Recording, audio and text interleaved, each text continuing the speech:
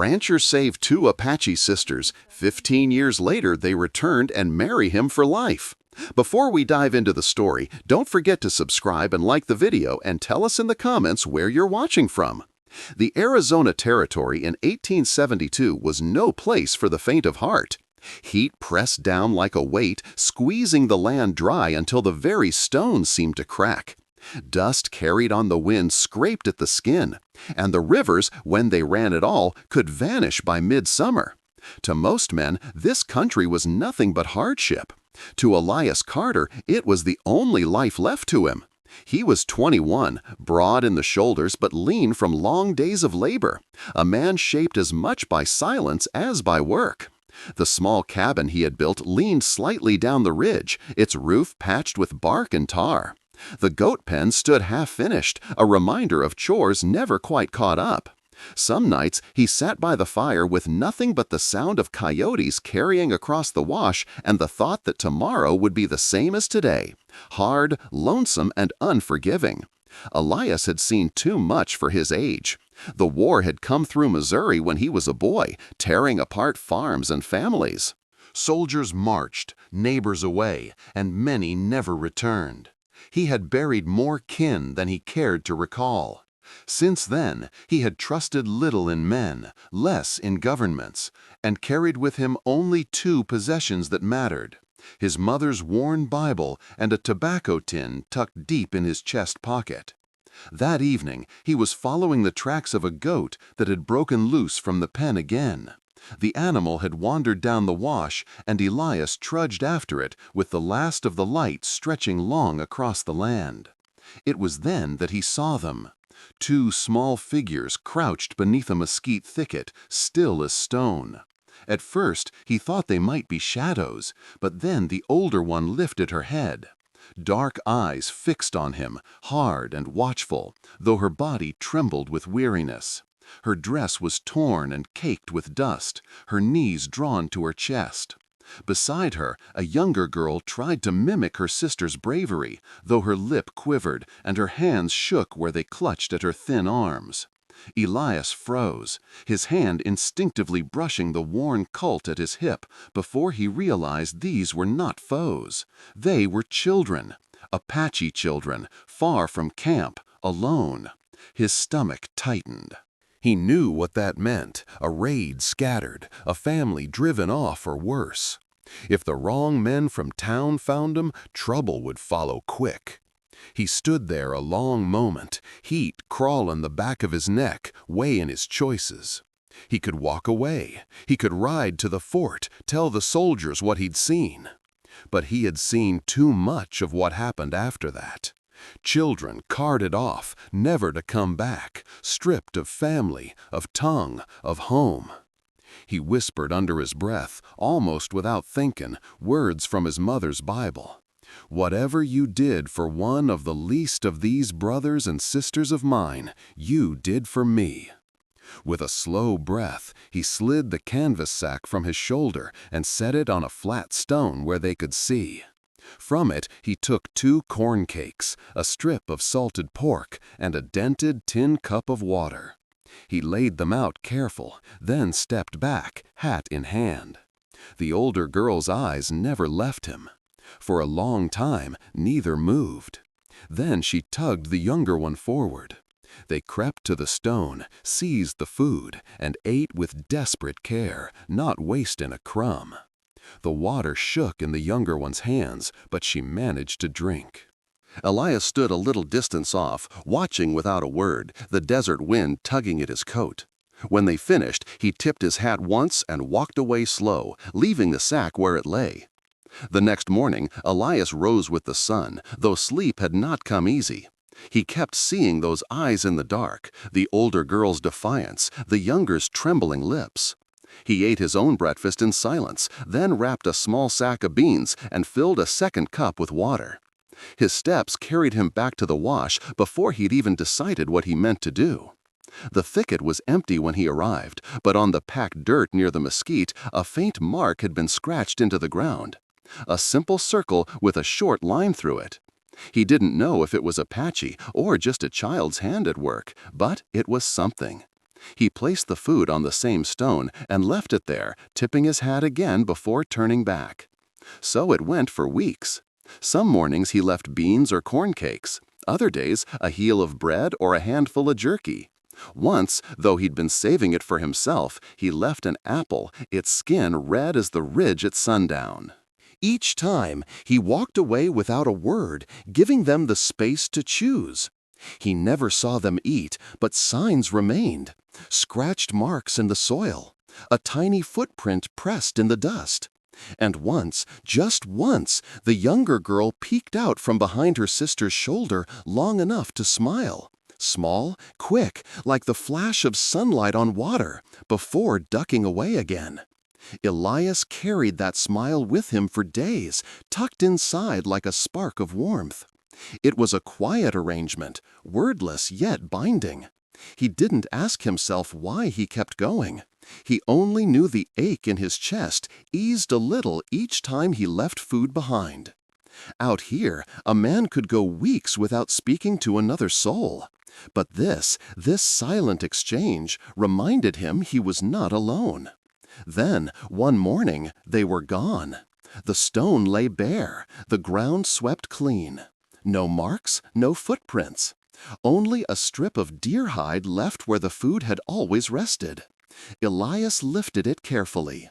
The leather was soft, worn smooth by small hands, stitched with turquoise beads that caught the sun. The color was the same as the summer sky just before rain, a color that meant life to the Apache. He turned it in his hand, a weight settling in his chest. It was not just a trinket. It was a message, a thank you, a promise that they had been there and that they remembered. That night, Elias set the strip inside his old tobacco tin, the same tin that carried his mother's Bible verse clippings. He closed the lid and placed it on the shelf by his bed. The cabin felt emptier than before, the silence heavier. But when his eyes fell on the tin, he felt something stir deep within him. It was the first time in years that he wondered if perhaps God had not forgotten him entirely. To continue this adventure, please subscribe to our channel. It helps us keep creating. 15 years had a way of carving a man down to his quiet core. By 1872, Elias Carter carried the look of someone who had stood through too many summers and too many storms. His shoulders had broadened, his beard had gone thick and shot with gray, and the sun had browned his skin until it matched the desert hills around him. He was 36 now, though most would have guessed older. The cabin he had once thrown together like a boy's fort had grown into something sturdier. The logs were better fitted, the roof shingled with pine slabs he'd cut and hauled himself. The goat pen stretched straight and tight, no longer sagging into the earth. A neat woodpile leaned under the eaves, each split log stacked with the care of a man who had little else to order his days. And yet, for all its improvements, the place felt as lonesome as it had when he first raised its walls. Elias lived alone not because he hated people, but because too many had slipped away. The war had taken friends, sickness had taken kin. Time had taken the habit of explaining himself to anyone at all. What remained was work, the turning of seasons, and silence. Two things anchored him against the emptiness. One sat on the shelf above his bed, a small tobacco tin dented at the corners. Inside, wrapped in cloth, was the strip of deer hide stitched with turquoise beads, left behind so many years ago by two Apache children who had once crouched starving in the dust. He had turned it over in his hands more times than he could count, wondering if they had lived, if they had found their people, or if the desert had swallowed them like so many before. The beads still caught the light like fragments of the summer sky. The other anchor was older still. A Bible, the leather binding cracked and edges feathered from years of turning. His mother's hand had written his name on the inside cover when he was small. Elias read from it in the evenings by lamplight, lips moving quietly though no one listened. Certain verses had lodged in him like stones in a stream bed, shaping the current of his thoughts. When days felt endless and hollow, he would open to the Psalms, reminding himself that even in the loneliest places, God had not forgotten. But the ache remained. Nights stretched long, broken only by the cry of coyotes or the restless shifting of goats in the pen. Morning came, and Elias rose because rising was what he knew. Chores filled the hours, hauling water, mending harness, cutting wood. He worked steadily, a man hardened by necessity. But sometimes he paused, hands braced on his knees, staring across the empty wash. As if he were waiting. For what he could not have said. The land itself seemed to echo that waiting. Wind scoured the ridges, dust devils spun across the flats, and the mountains stood distant and unmoved. Life here was hard, but it was life Elias understood. And still, beneath the rhythm of work and silence, a hollow place lingered in his chest, a space no goat, no tool, no pile of wood could fill. It was into that space, though he did not yet know it, that the past would return. The storm came in from the west just after sundown, rolling across the ridges like a wall. Rain hammered the cabin roof in steady sheets, dripping through seams he had patched a dozen times before. Elias sat by the lantern with a harness stretched across his lap, needle and thread in hand, the smell of wet earth pushing in through the chinks. He had grown used to nights like this, wind, rain, the long stretch of solitude filled only by the scrape of his tools. The knock cut through it all, 2 sharp raps, not timid, not loud, but certain. Elias froze, his hand instinctively shifting toward the rifle propped near the door. Few people ever came this far unless they carried business or trouble. He laid the harness aside, stood, and eased the latch with careful fingers. When the door swung open, the storm spilled in, rain, wind, the flicker of lightning behind 2 figures standing on the threshold.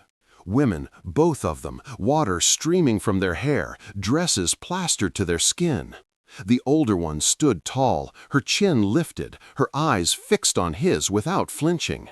The younger kept half a step behind, shoulders trembling, clutching a bundle bound in rawhide.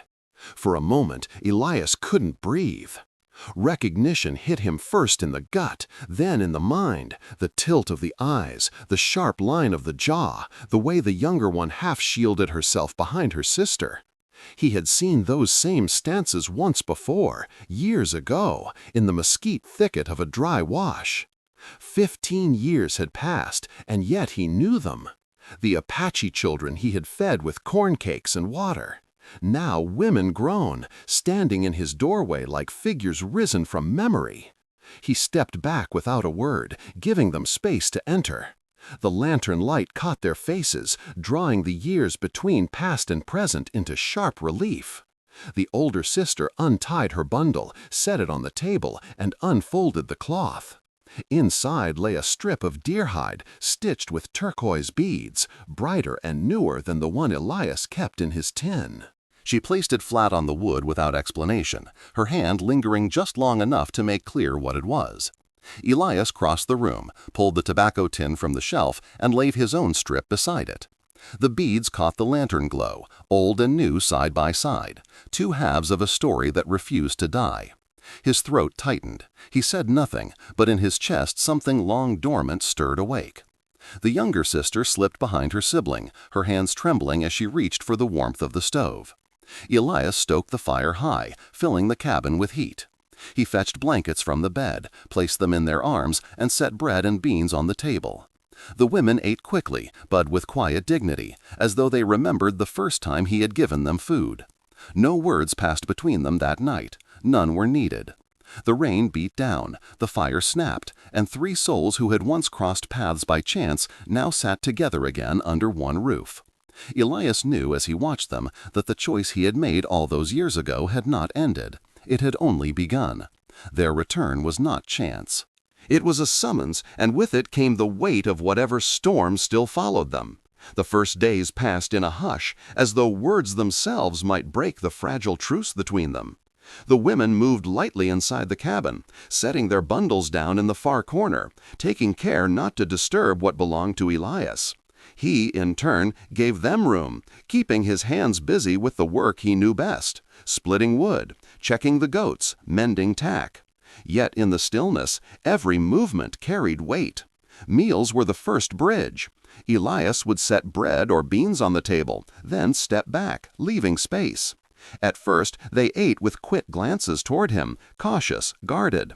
But slowly the sharpness in their eyes softened. They began to eat more slowly, with the unhurried manner of people who no longer feared the food would vanish.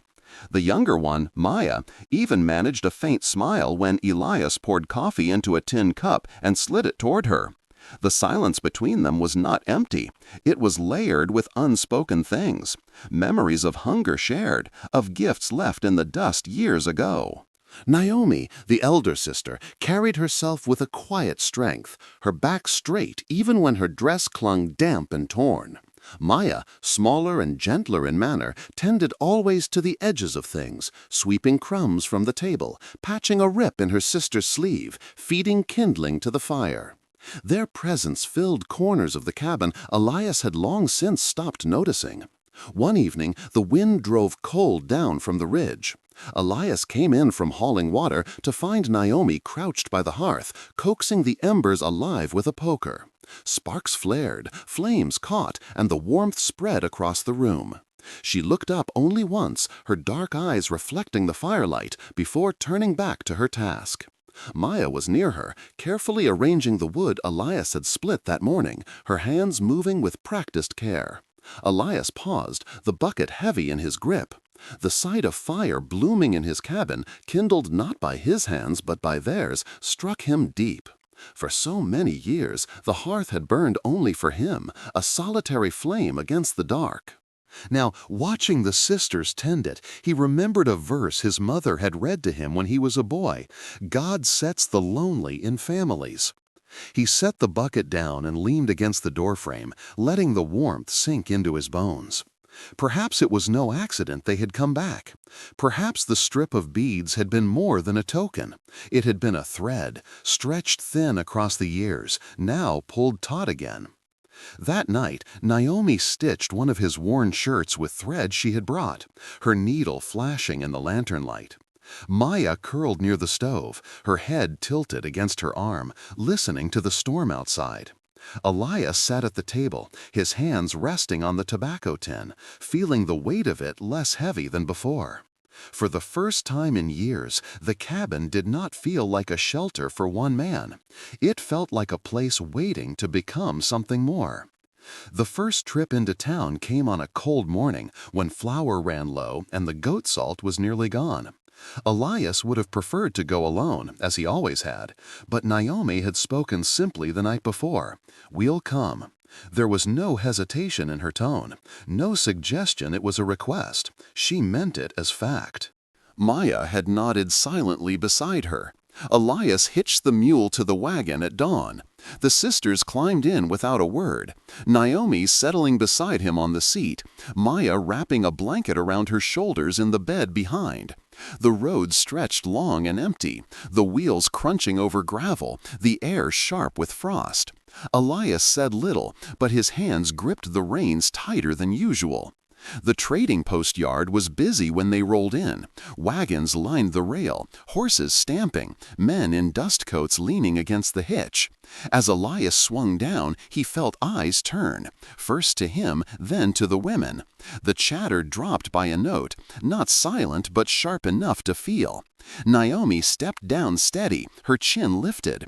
She did not flinch from the stares, though they followed her like hawks. Maya slid quietly to the ground, keeping close, one hand clutching her sister's sleeve as though to anchor herself. Together they walked behind Elias into the store. Inside, the keeper looked up, his eyes flicking from Elias to the women and back again. "Morning," Elias said evenly, setting his list on the counter. 50 pounds of flour, sack of salt, lamp oil, and a coil of thread. His voice was calm, but pitched so the other customers could hear. The sisters moved quietly among the shelves. Naomi's hand brushed over a bolt of dark cloth, testing its weave. Maya picked up a small tin of needles and laid it gently on the counter beside Elias's list, her eyes flicking once to him for permission. He gave a short nod. Whispers stirred in the back. A woman's voice carried low. Apache girls, bold as brass, walking right in. A ranch hand near the door leaned to his companion, muttered something that made the other smirk. Elias kept his eyes on the keeper, his back straight. "Put it all on my account," he said firmly when the goods were tallied. The words rang louder than the crack of a hammer. A declaration, plain as any. They were under his name, his roof, his protection. Not beggars, not strays, family. Naomi stood close enough that her shoulder brushed his arm, her gaze daring anyone to challenge the claim. Maya kept her head lowered, but her eyes darted, sharp, taking in every face and movement. When they stepped back into the yard, two young men lounged by the hitch rail. One spat into the dust, muttered something Elias didn't catch but knew the tone of well enough. He met their eyes, steady and unblinking, until the grin slid from one face and the other looked away. The sisters climbed back into the wagon. Elias took the reins and steered them toward the open road. Behind them, the post shrank into the distance, but the whispers and stares did not. They would travel faster than the mule, reaching every ear before sundown. And for the first time, Elias understood. Whatever shelter the cabin had been, it could no longer keep them hidden. The days after the trip to town unfolded with a rhythm Elias had not known in years. Work filled the hours as it always had, hauling water from the spring, chopping wood, tending the goats. But now the chores carried a different weight. Where once silence pressed heavy, there were sounds of movement within the cabin. The scrape of a chair, the quiet hum of a tune Maya stitched by, the low murmur of Naomi's voice when she spoke to her sister in words Elias could not understand. The cabin itself began to change. Naomi swept the floor each morning, her strokes firm, as though claiming the place for more than survival. She stitched flour sacks into curtains that hung neat across the small window, softening the light that fell into the room. Maya took to arranging their few belongings, shirts folded clean, tin plates stacked carefully, tools hung on pegs instead of scattered. Little by little, the rough cabin began to look less like a shelter for one and more like a home meant to last. Even meals were different. Where Elias once ate hunched over the table, bread in one hand, knife in the other, now the three sat together. Knees brushed under the narrow plank top. Hands passed bowls from one to another without words, and firelight touched all their faces. The silence was no longer heavy, it was shared. In the fields behind the cabin, Elias showed them how the soil could be worked, where the spring ran shallow, where the goats liked to nose through the fence. Naomi asked short, practical questions: how deep to dig, how far to space the posts. And when Elias set a stake, she drove it firm into the ground with the back of an axe head, her shoulders flexing with each strike. Maya carried twine, looping it quick and steady between posts, her small fingers deft as a weaver's. Watching them, Elias felt something stir, a warmth not just of gratitude, but of belonging. There were other moments, too, unlooked for but undeniable. Once, as Elias mended a hinge by lantern light, Maya brushed his hand when she set a cup of coffee on the table. She did not pull away at once, and when he looked up, her eyes held his for a heartbeat before slipping aside. Another evening, Naomi laid her blanket over his shoulders when he fell asleep by the stove, her hand lingering just long enough for him to feel its warmth. Yet in the quiet hours, when Elias sat turning the bead strip in his fingers, he felt the weight of what had changed. Years of solitude had hardened him against loss. Now, with two lives moving through his days, laughter in the air, and a hearth tended by more than his hands, he knew the truth. He had more to lose than ever. Naomi never spoke much of where they had been all those years, but once, as they worked the garden rows, she said softly, "We walked far." It was all she offered, but the shadows in her eyes told more than words. Elias did not press. Whatever they had fled was still behind them, but not far enough. The cabin breathed differently now, alive with their presence. And for the first time, Elias felt not only the strength of what he had gained, but the tremor of what it might cost to keep it. The third afternoon after their return, dust rose along the road. Elias noticed it first while stacking wood near the pen. 3 riders came slow up the wash, their horses lathered, their coats carrying the miles of travel. The man in front wore a badge pinned crooked to his vest, the kind of law that carried more bluster than justice. Elias wiped his hands on his trousers and stepped onto the porch before they reached the gate. The rifle leaned just inside the doorway, within easy reach. The riders halted, reins creaking, eyes hard. "Evening," the deputy called, pushing his hat back with one finger. His tone was smooth, but the weight behind it was sharp. "We heard tell there were 2 Apache women staying out this way. You seen anyone pass by?" The question hung heavy in the air. Elias felt the stir of movement behind him, the floorboards creaking. Naomi stepped to the doorway, arms crossed, chin high. Maya stood just inside, clutching the kettle handle, though it wasn't hot. Their presence turned the question into accusation. The second rider leaned forward in a saddle. "Word is there was a raid near the ridge last month. Ranchers lost stock. Maybe these 2 know something." His eyes flicked toward the doorway, narrow with suspicion. Elias's jaw worked once before he spoke. "Travelers come and go sometimes. No trouble here." The deputy's gaze sharpened. "That's so. Folks in town won't take kindly to you keeping company like this. You sure you want to stand by it?" Elias felt the weight of the moment settle in his chest. He could tell them to hide. He could step aside, claim ignorance, keep his quiet life untouched. But when he looked at Naomi standing tall in the doorway, at Maya gripping the kettle to keep her hands from shaking, the choice was already made. "They're not wanted here," Elias said, flat, steady, "and they're not going anywhere." For a long moment, the riders just watched him, measuring.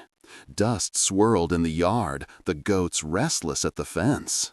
Elias's heart beat hard in his throat, but in his mind another voice steadied him, words read so many nights by lamplight.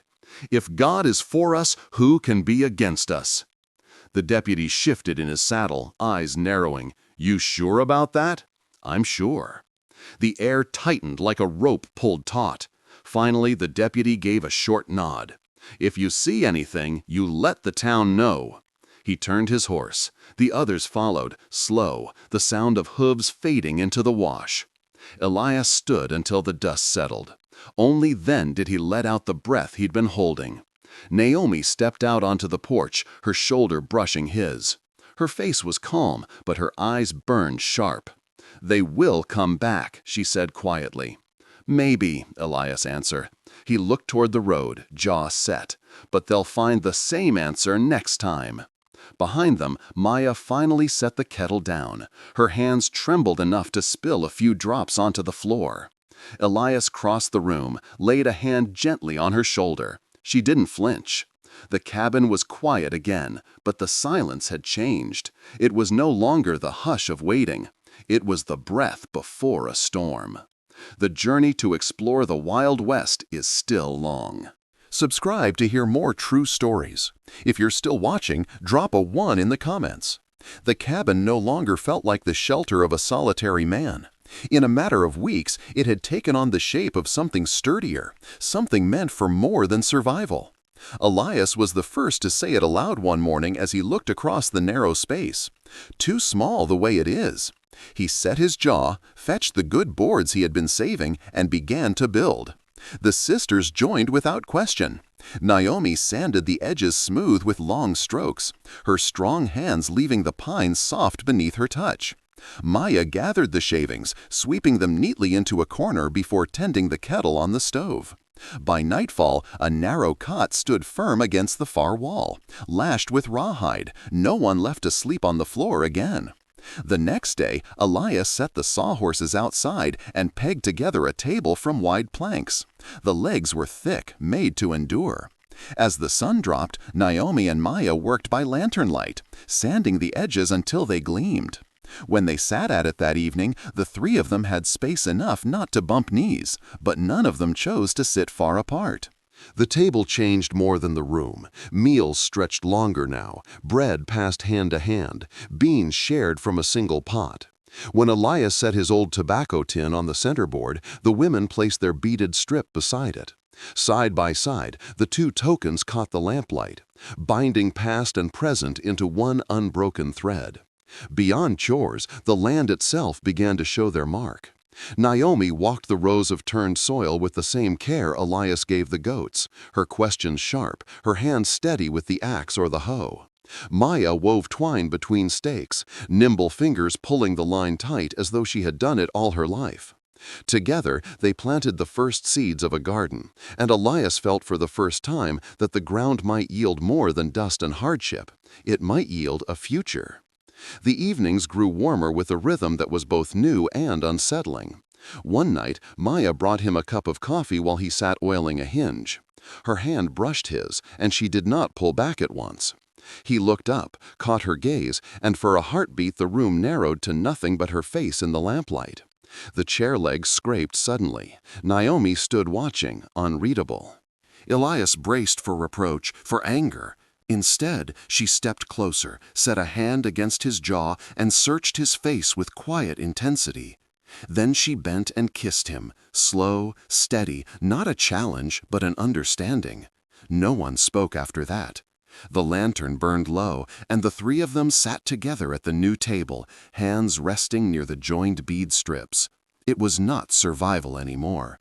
It was a pact, silent but unshakable, the beginning of a family bound not by law or blood, but by choice. The road into town was quieter than Elias expected, but his gut told him the stillness meant nothing good. Dust trailed behind the wagon wheels as the mule plodded steady.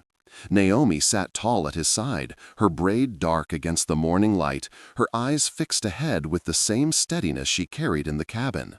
Maya rode in the bed, wrapped in a blanket, her fingers curled around the edge of a flour sack as though it were something to protect. When they rolled into the yard of the trading post, Elias felt the shift in the air at once. Heads turned, voices softened, then sharpened with whispers. He climbed down slow, tying the mule, while the sisters stepped from the wagon without hesitation. Their moccasins stirred the dust as they crossed the yard at his side. Naomi straight-backed, Maya just behind him, close enough that her sleeve brushed his arm. Inside, the storekeeper's wife stopped mid-step, eyes darting from the sisters to Elias. The storekeeper himself cleared his throat, but didn't greet him as usual. Elias kept his voice steady. 50 pounds of flour, a sack of salt, lamp oil, needles if you've got them. The words fell heavy in the room, as if they weren't just about supplies, but about belonging. Naomi drifted toward the bolts of cloth, her fingers brushing the fabric, while Maya set a small tin of needles on the counter without asking. Elias left it there. It was a small act, but it felt like a declaration. Her choice counted too. Behind him, he caught the low chuckle of two ranch hands lingering by the doorway. One muttered something about strays, just loud enough to carry. Elias didn't turn at once. He let the silence stretch, then straightened his back and laid a hand flat on the counter. "Put it all on my account," he said, calm but deliberate, his voice carrying to every corner of the store. "Same as always." The room shifted. The storekeeper hesitated, then nodded once, scratching the numbers into his book. The ranch hands fell quiet. The storekeeper's wife busied herself with jars on the shelf, though her ears burned red. Elias gathered the parcels and handed one to Naomi. She took it without a word, lifting it easily. Maya carried the smaller bundle, her chin tucked but her eyes sharp, watching every face they passed. Back outside, the ranch hands leaned against the hitch rail, eyes narrow. One spat in the dirt, the other smirked, waiting for a reaction. Elias met their gaze long enough for the smirk to falter. He said nothing. Silence, when carried steady, weighed more than any curse.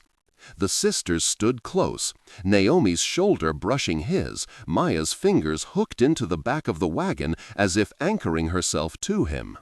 When they climbed aboard, Elias felt the knot in his chest ease, not because the stairs had faded, but because he knew he had not wavered.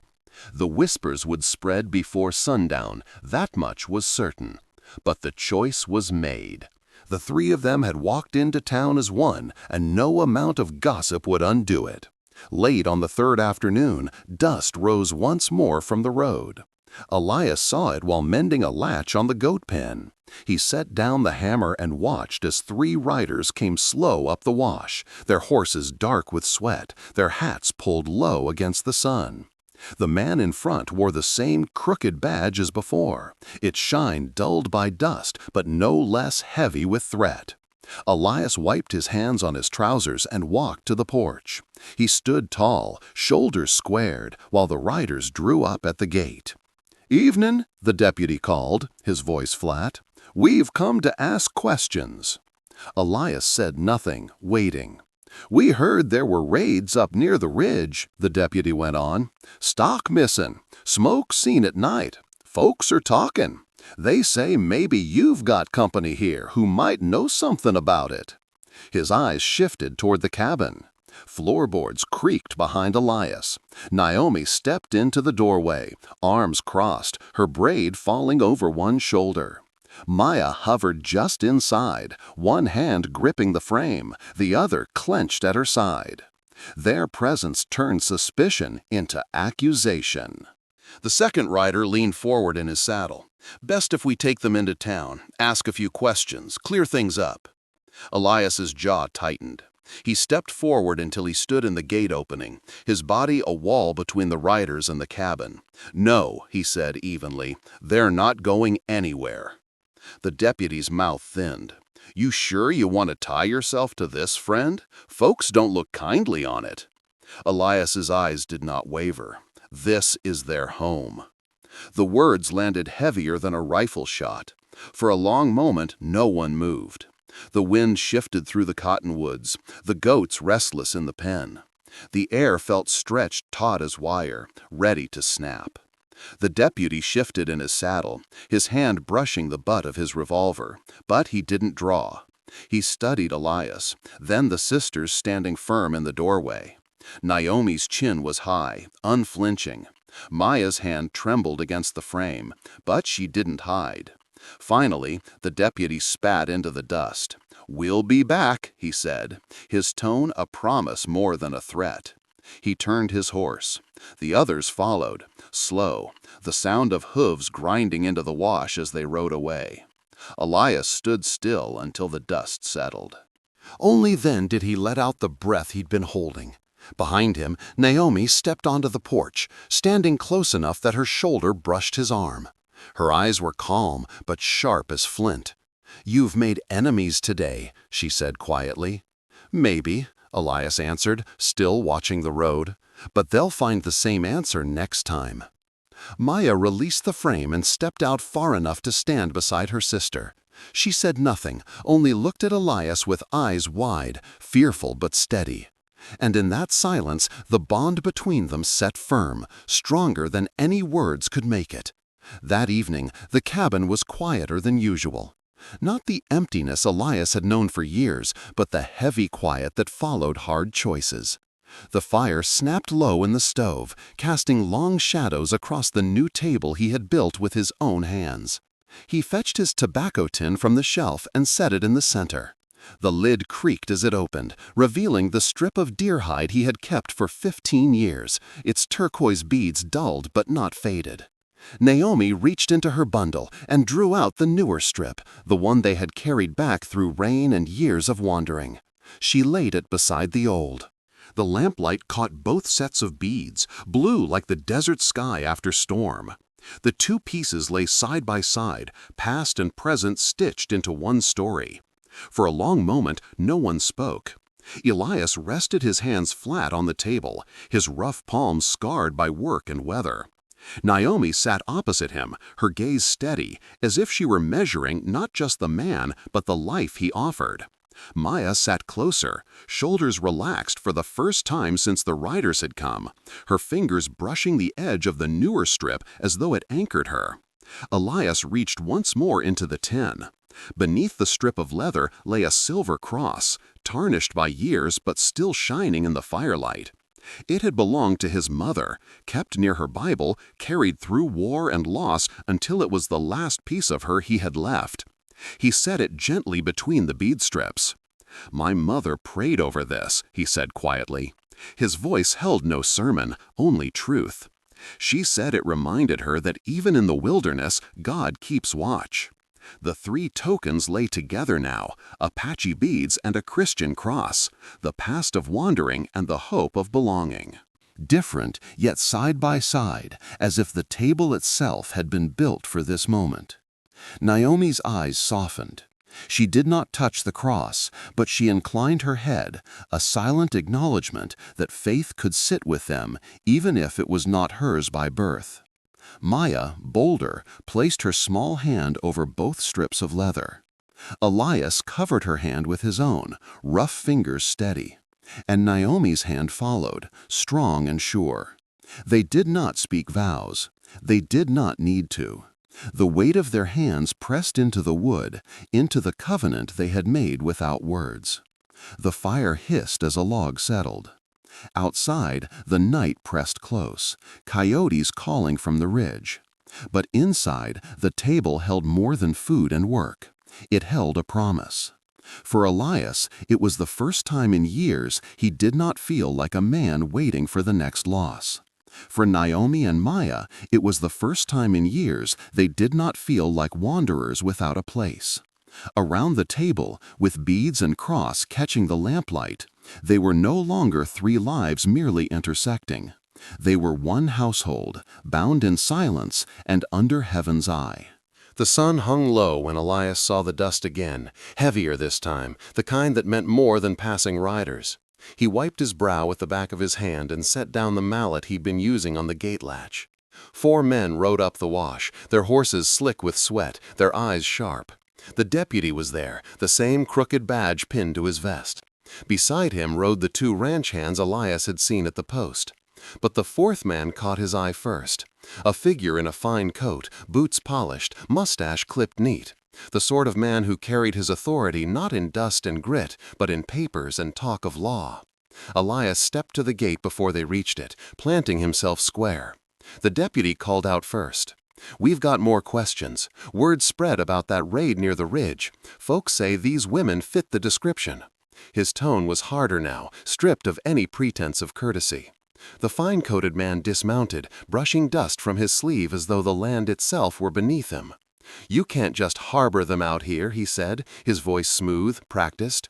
2 Indian women, no names, no records. Town has a right to know who they are. "There are laws." Elias's jaw tightened. "You got papers?" The official blinked, thrown off. "Papers? You say they're wanted. You show me proof. A warrant, a seal, anything with weight behind it. Till then, there's no law here but mine." The words struck heavier than any bullet. The deputy's hand twitched toward his holster, but the fine-coated man lifted a hand to still him. He studied Elias long, then looked past him toward the cabin. The door opened. Naomi stepped into view, her shoulders straight, her braid loose from the day's work. Her gaze met the official's without flinching. Behind her, Maya gripped the doorframe, half hidden, her eyes wide but steady. The fine-coated man let out a slow breath. "You're making a mistake," he said. "Maybe," Elias replied. His voice was calm, but his stance was iron. "But it's mine to make." The deputy shifted in the saddle, frustration tightening his jaw. The official gave a curt nod. "We'll be back, with papers if need be. And when we do, this won't end with talk." They turned their horses, slow but sure, leaving the air behind them heavy as storm clouds. Elias stayed planted at the gate until the sound of hooves faded. When he turned, Naomi was still watching him, her face carved with resolve. Maya's knuckles were white against the doorframe, but she had not stepped back. Elias walked inside and set his rifle against the wall, closer to the door this time. The choice had been made clear. There would be no more hiding, no more waiting. Whatever storm was coming, they would face it together. The morning after the riders left, Elias rose before the sun. He stepped outside into the gray wash, scanning the road for dust. Nothing yet. But the silence didn't ease him. It only reminded him how close the storm had come. He fetched the rifle from where it leaned by the door, cleaned it slow, checked the sights. He had carried it once through war, then let it rest through years of solitude. Now it stood ready again, not for conquest, but for protection. He leaned it against the wall within arm's reach and left the door unlatched, as if daring anyone to try the latch first. The sisters matched his pace without a word. Naomi stacked wood higher by the fence, her muscles moving steady as she lifted logs one after another. She carried herself with the calm of someone who knew strength would be needed. Maya mended shirts at the table, her needle flashing quick through the fabric, but her eyes kept straying to the door, watchful. When Elias hauled water from the spring, Naomi walked beside him with the buckets, carrying both back herself as if to prove she could bear the load. Maya met them at the cabin, setting out fresh tinder for the fire, her movements neat, precise. They did not speak of leaving, not once. Their silence said it plain. They belonged here, and no rider from town would drive them off. By midday, the cabin looked less like a lonely outpost and more like a place fortified. The latch on the goat pen was fixed, a loose hinge on the shutter was mended. Elias stacked stones by the doorway, heavy enough to serve if hands grew desperate. It was not the work of a soldier, but of a man who meant to defend his home. That evening, Naomi stirred beans over the fire while Elias split kindling. Maya knelt beside the new cot, folding blankets into neat squares as though expecting company. The rhythm of chores was ordinary, but beneath it lay a quiet edge, a readiness that did not need words. When supper was done, Elias set the rifle on the table beside the bead strips and the silver cross. His hand rested near the stock as he bowed his head. The words came rough, not often spoken, but honest. "Lord, keep us steady," he murmured. "If it's your will, see us through." Neither sister answered, but Naomi's eyes softened. Maya's hand reached across the table, brushing his knuckles lightly before pulling back. Outside, the wind shifted, carrying the smell of dust from far off. Elias lifted his head, listening. The riders had not returned yet, but he knew they would. The cabin felt smaller with the weight of waiting, but it also felt stronger, bound by hands and hearts unwilling to yield. That night, the fire burned low. The door stayed unlatched. Elias lay awake on the cot, the rifle within reach, the sisters breathing steady nearby. He did not feel alone. Whatever came down that road next, it would not find him standing by himself. It would find a household ready to hold its ground. If you like this video, please comment number 9. If you don't like it, please comment number 0. And please leave a comment and share your feelings. The dust never rose the next morning, nor the morning after. For days the road remained empty, the silence of the wash broken only by wind in the cottonwoods and the restless cry of goats at dusk. Each sunrise stretched into work, and each evening folded into the same quiet rhythm.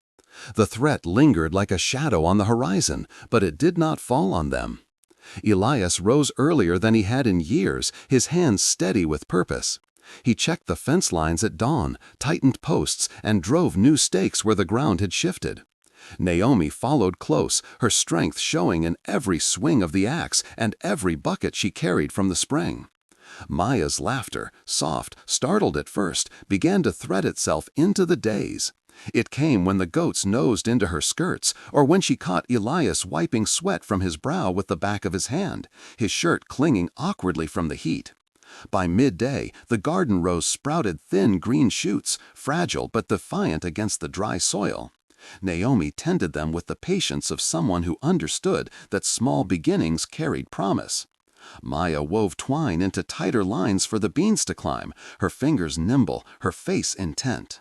Elias found himself pausing more often than he meant to, just to watch them work. For years, he had seen this land as a test, a place that took more than it gave. Now, for the first time, it felt like it might yield not just survival, but life. Inside the cabin, change came in smaller ways, but no less steady. Naomi stitched curtains from old flour sacks, hanging them near the wash basin for privacy. Maya arranged their belongings on the shelf Elias had built, each shirt folded, each tool placed with care. The narrow cot held more than blankets now. It held the sense that no one in this house would sleep cold or forgotten again. The new table stood firm at the heart of it all. Its planks bore the marks of their hands, sanded smooth by Naomi, steadied by Maya, pegged together by Elias. On it lay the 2 strips of beaded leather and the silver cross, never moved far, always in sight. At mealtimes, the lamplight struck the turquoise so it glowed like the sky after rain. Elias caught himself touching the cross more often, not as a habit but as a reminder.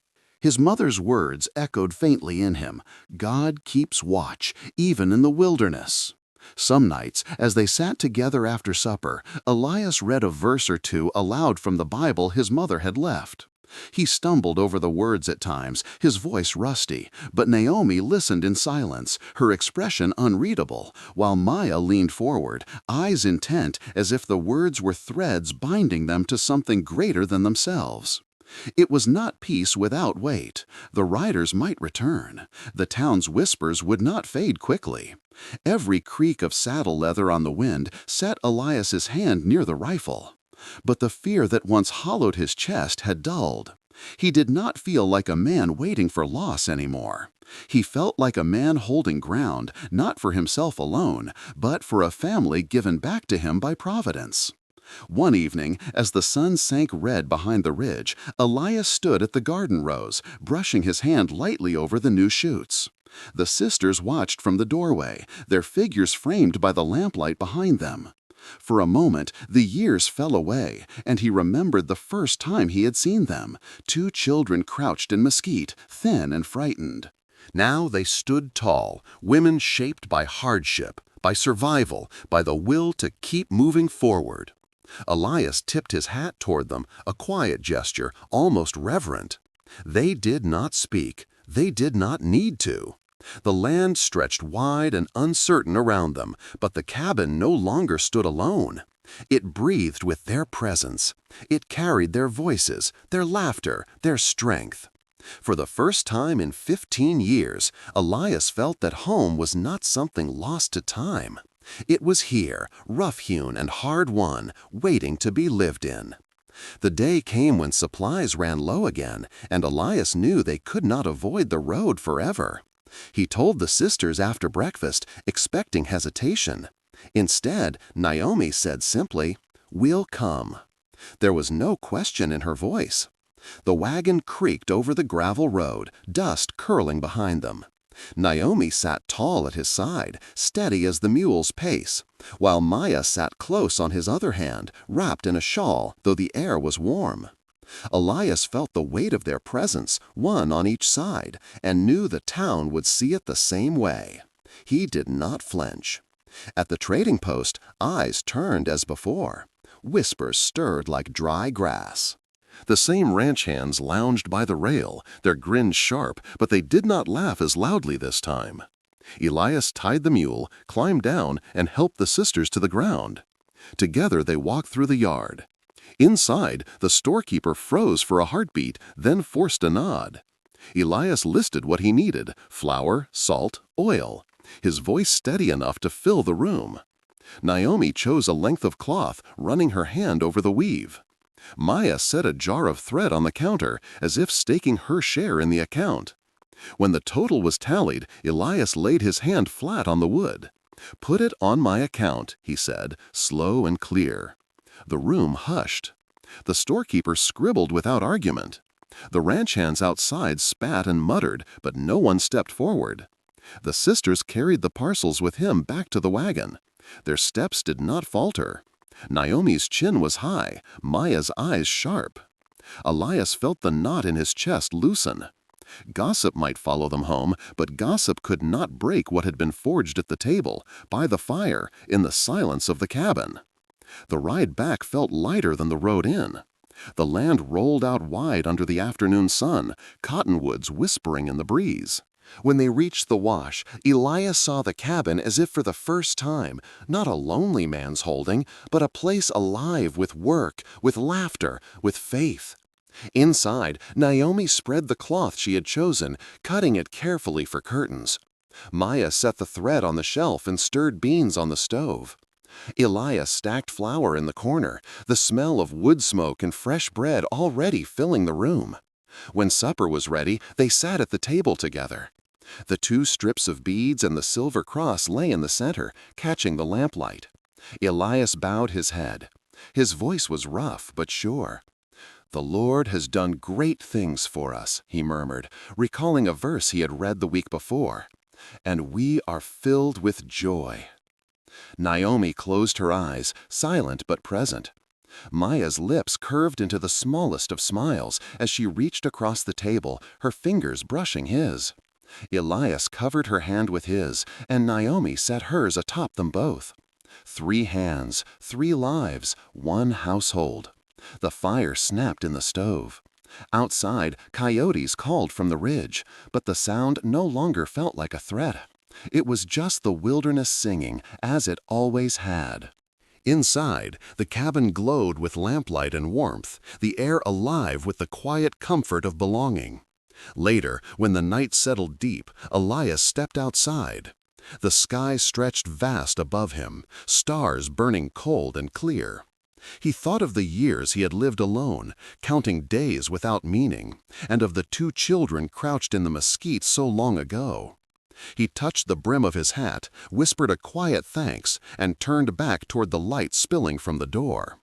The latch was open, as it had been for weeks now.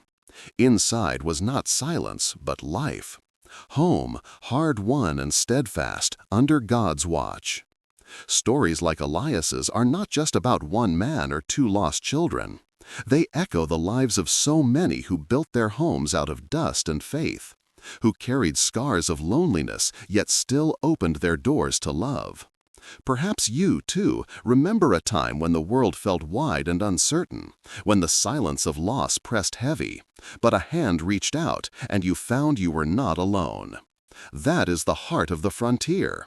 Not the gun, not the dust, but the courage to stand firm and the grace to welcome others in. These are the true Wild West stories, the kind that linger in memory because they speak of faith, sacrifice, and family. If this story touched you, share it with someone who carries the same longing for hope. And stay with us. More stories of the Old West and the faith that sustained it are still to come.